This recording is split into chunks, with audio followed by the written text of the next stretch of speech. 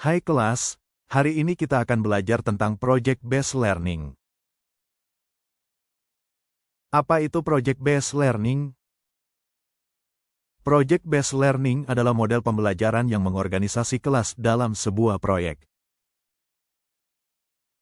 Menurut NYC Department of Education, 2009, PJBL merupakan strategi pembelajaran di mana siswa harus membangun pengetahuan konten mereka sendiri dan mendemonstrasikan pemahaman baru melalui berbagai bentuk representasi. Apa saja karakter Project-Based Learning? 5 kriteria suatu pembelajaran merupakan PJBL adalah sentralitas, mengarahkan pertanyaan, penyelidikan konstruktivisme, otonomi, dan realistis. Yang pertama, the project are central, not peripheral to the curriculum. Kriteria ini memiliki 2 corollaries. Pertama, proyek merupakan kurikulum. Pada PJBL, proyek merupakan inti strategi mengajar. Siswa berkutat dan belajar konsep inti materi melalui proyek. Kedua, keterpusatan yang berarti jika siswa belajar sesuatu di luar kurikulum, maka tidaklah dikategorikan sebagai PJBL. Yang kedua, proyek PJBL difokuskan pada pertanyaan atau problem yang mendorong siswa mempelajari konsep-konsep dan prinsip-prinsip inti atau pokok dari mata pelajaran. Definisi proyek bagi siswa harus dibuat sedemikian rupa agar terjalin hubungan antara aktivitas dan pengetahuan konseptual yang melatarinya. Proyek biasanya dilakukan dengan pengajuan pertanyaan-pertanyaan yang belum bisa dipastikan jawabannya. Proyek dalam PJBL dapat dirancang secara tematik, atau gabungan topik-topik dari 2 atau lebih mata pelajaran. Yang ketiga, proyek melibatkan siswa pada penyelidikan konstruktivisme. Sebuah penyelidikan dapat berupa perancangan proses, pengambilan keputusan, penemuan masalah, pemecahan masalah, penemuan, atau proses pengembangan model. Aktivitas inti dari proyek harus melibatkan transformasi dan konstruksi dari pengetahuan atau keterampilan baru pada pihak siswa. Jika aktivitas inti dari proyek tidak merepresentasikan tingkat kesulitan bagi siswa, atau dapat dilakukan dengan penerapan informasi atau keterampilan yang siap dipelajari, proyek yang dimaksud adalah tak lebih dari sebuah latihan, dan bukan proyek PJBL yang dimaksud.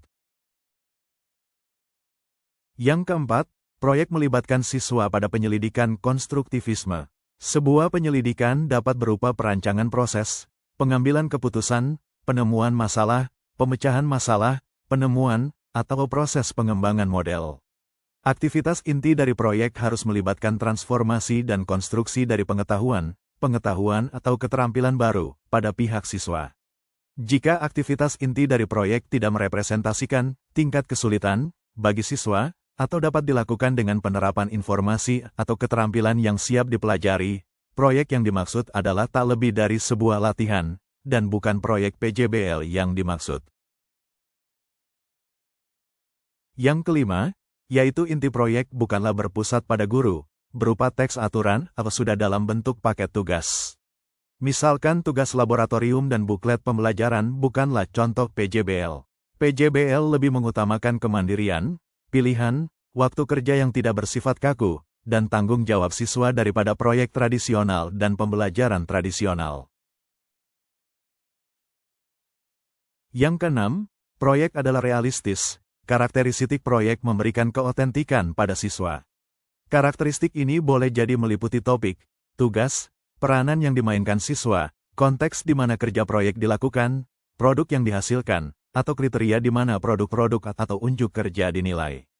PJBL melibatkan tantangan-tantangan kehidupan nyata, berfokus pada pertanyaan atau masalah autentik, bukan simulatif, dan pemecahannya berpotensi untuk diterapkan di lapangan yang sesungguhnya.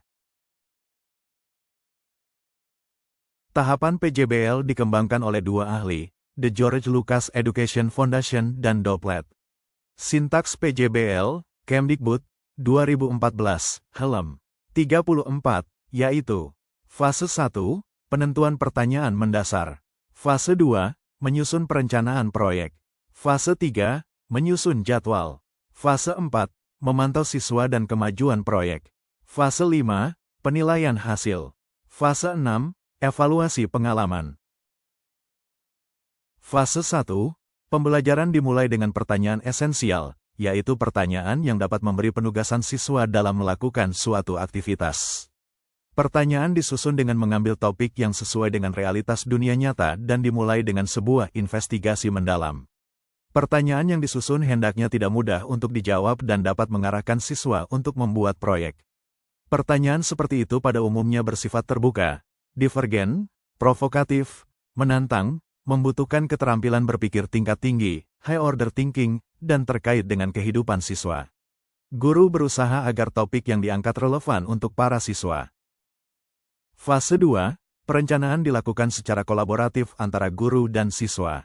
Dengan demikian, siswa diharapkan akan merasa memiliki atas proyek tersebut. Perencanaan berisi tentang aturan main, pemilihan kegiatan yang dapat mendukung dalam menjawab pertanyaan penting, dengan cara mengintegrasikan berbagai materi yang mungkin, serta mengetahui alat dan bahan yang dapat diakses untuk membantu penyelesaian proyek. Fase 3, guru dan siswa secara kolaboratif menyusun jadwal kegiatan dalam menyelesaikan proyek. Aktivitas pada tahap ini antara lain, membuat jadwal untuk menyelesaikan proyek, menentukan waktu akhir penyelesaian proyek, membawa siswa agar merencanakan cara yang baru, membimbing siswa ketika mereka membuat cara yang tidak berhubungan dengan proyek, meminta siswa untuk membuat penjelasan, alasan, tentang cara pemilihan waktu. Jadwal yang telah disepakati harus disetujui bersama agar guru dapat melakukan monitoring kemajuan belajar dan pengerjaan proyek di luar kelas. Fase 4, guru bertanggung jawab untuk memantau kegiatan siswa selama menyelesaikan proyek. Pemantauan dilakukan dengan cara memfasilitasi siswa pada setiap proses. Dengan kata lain, guru berperan menjadi mentor bagi aktivitas siswa. Agar mempermudah proses pemantauan, dibuat sebuah rubrik yang dapat merekam keseluruhan kegiatan yang penting.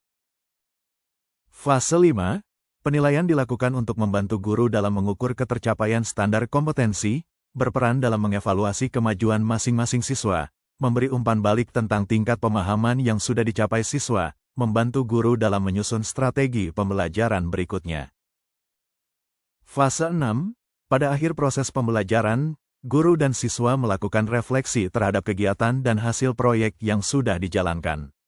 Proses refleksi dilakukan baik secara individu maupun kelompok. Pada tahap ini, siswa diminta untuk mengungkapkan perasaan dan pengalamannya selama menyelesaikan proyek.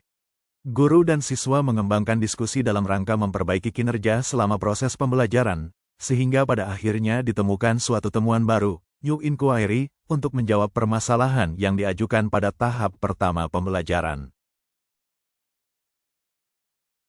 Penilaian proyek dilakukan mulai dari perencanaan, proses pengerjaan, sampai hasil akhir proyek. Untuk itu, guru perlu menetapkan hal-hal atau tahapan yang perlu dinilai, seperti penyusunan desain, pengumpulan data, analisis data, dan penyiapkan laporan tertulis. Laporan tugas atau hasil penelitian juga dapat disajikan dalam bentuk poster. Pelaksanaan penilaian dapat menggunakan alat, instrumen penilaian berupa daftar cek ataupun skala penilaian. Hal yang perlu dipertimbangkan dalam penilaian proyek. Kemampuan pengelolaan, kemampuan peserta didik dalam memilih topik, mencari informasi dan mengelola waktu pengumpulan data serta penulisan laporan. Relevansi, kesesuaian dengan mata pelajaran, dengan mempertimbangkan tahap pengetahuan, pemahaman dan keterampilan dalam pembelajaran.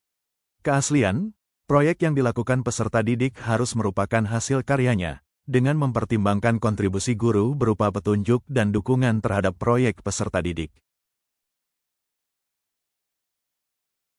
Keunggulan model Project BASED Learning, PJBL. Kemdikbud, 2014, Helm 33, menyebutkan beberapa kelebihan penggunaan PJBL adalah 1. Meningkatkan motivasi siswa untuk belajar dan mendorong mereka untuk melakukan pekerjaan penting. 2. Lingkungan belajar PJBL membuat siswa menjadi lebih aktif memecahkan masalah-masalah yang kompleks. 3. Pentingnya kerja kelompok dalam proyek memerlukan siswa mengembangkan dan mempraktikkan keterampilan berkomunikasi. 4. Dapat meningkatkan keterampilan siswa untuk mencari dan mendapatkan informasi. 4. Memberikan pengalaman kepada siswa dalam mengorganisasi proyek, mengalokasikan waktu, dan mengelola sumber daya seperti alat dan bahan menyelesaikan tugas. 5. Memberikan kesempatan belajar bagi siswa untuk berkembang sesuai kondisi dunia nyata.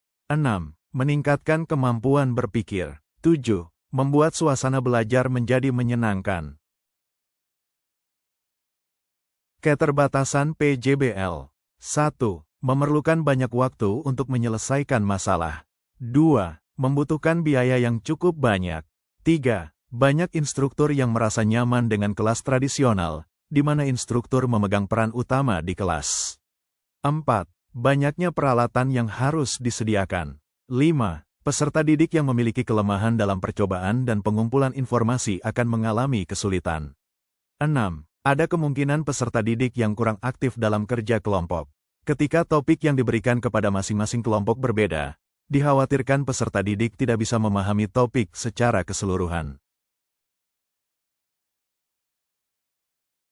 Terima kasih, semoga bermanfaat.